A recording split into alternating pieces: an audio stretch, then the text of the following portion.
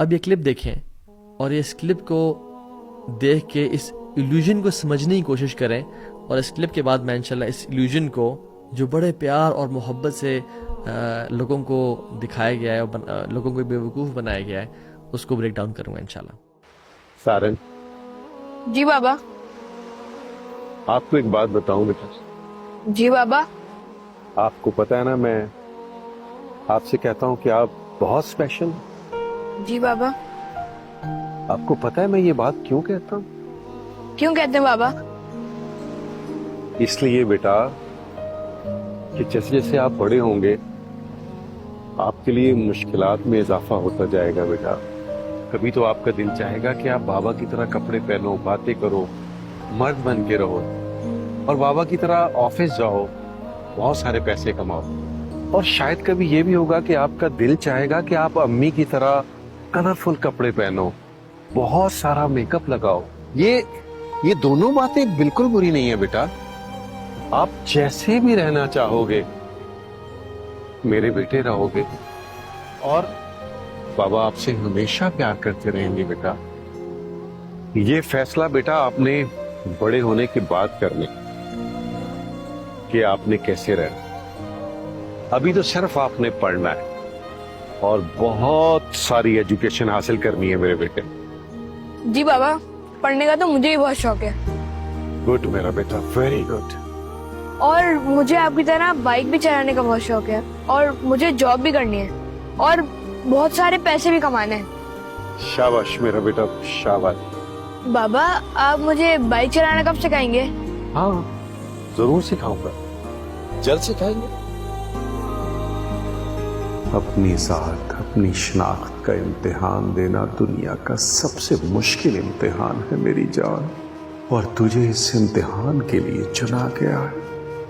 مجھے نہیں پتا یہ مشکل بات تجھے کیسے سمجھاؤں، لیکن میرے رب مجھے ہمت دینا، میں ہر دم اپنے بیٹے کے ساتھ رہ سکوں، ہر قدم پہ اس کی رہنمائی کر سکوں، تیری اس بے رحم اور شفاف دنیا میں اس معصوم کی حفاظت کر سکوں۔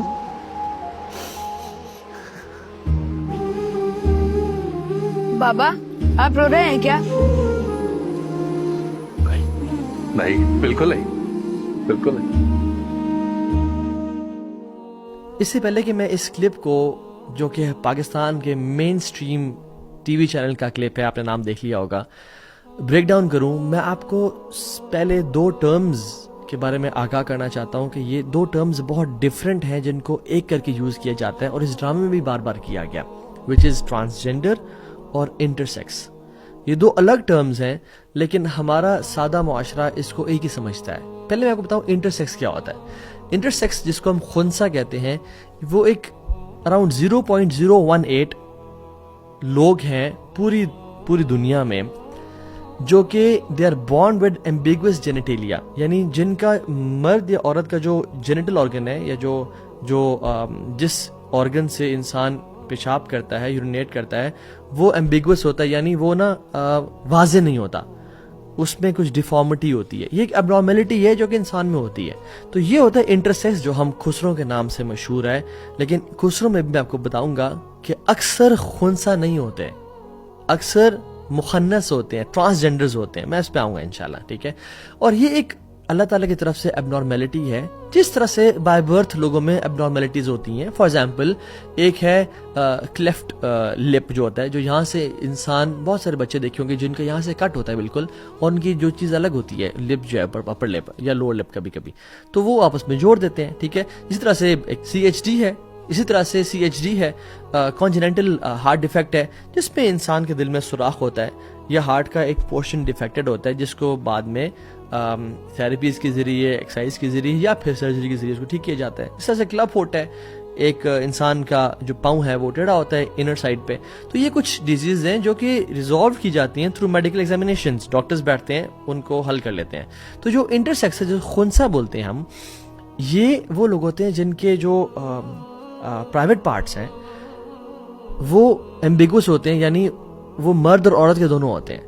یہ جو بڑے ہوتے ہیں یا کچھ سالوں بعد پتہ چل جاتا ہے کہ جس آرگن سے وہ یورینیٹ کر رہا ہے، ٹھیک ہے، یا جو پرومیننٹ آرگن ہے اس کا وہ جینڈر ہو جاتا ہے کہ یہ اچھا یہ تو بوائے ہے, ماں باپ نے دیکھ لیا کہ یورینیٹ اسے کرے تو اس میں فنکشنل آرگن کون سا ہے جو اس کا پرائیویٹ پارٹ فنکشنل ہے, اور اس کو ڈیفائن کر لیا کہ اوکے یہ تو لڑکا ہے, ٹھیک ہے, کیونکہ خواتین والا اس میں پورشن بھی ہوتا ہے جو کہ بعد میں اگر وہ چاہیں تو اس کو ریموو کر دیا جاتا ہے, یا اگر کسی میں خاتون والا جو ہے جینیٹیلیا پرائیویٹ پارٹ وہ ایکٹیو ہے جس سے وہ یورینیٹ کر رہی ہے تو اس کو کہہ دیا کہ وہ خاتون ہے, ٹھیک ہے. تو یہ ان دونوں میں سے ایک ہوتا ہے جس کو سرجری کے تھرو بہت سارے میتھڈز کے تھرو وہ کر لیا جاتا ہے, بعد میں ٹھیک کر لیا جاتا ہے.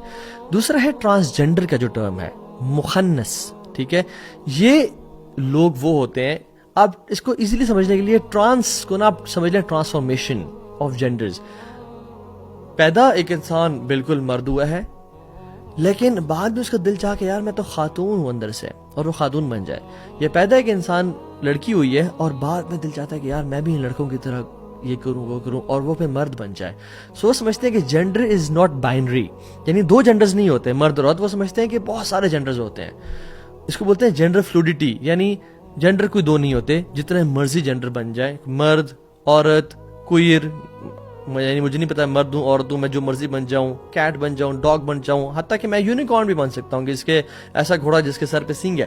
سو کچھ بھی وہ کہتے ہیں کہ جو جینڈر ہے وہ الگ چیز ہے, وہ کچھ اور بھی. سیکس جو ہے مرد عورت کے سیکسول آرگنز جو ہیں وہ ہو سکتے ہیں, لیکن سیکس آپ کا جینڈر ڈیفائن نہیں کرے گا, وہ آپ کچھ بھی بن سکتے ہو بعد میں بڑے ہو کے.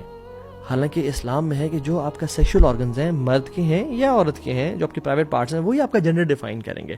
سو دے سے اینڈ دے بلیو, جو کہ ویسٹ کا کانسیپٹ ہے کہ ٹرانسجینڈر یا ٹرانس وومن کون ہوتی ہے, جس کو ہوتا ہے جو کہ پہلے مرد تھا اور اس نے کہا نہیں میں تو ٹرانس وومن ہوں, میں بھی ایک خاتون بن گئی بیکاز میں اندر سے خاتون فیل کر رہی ہوں.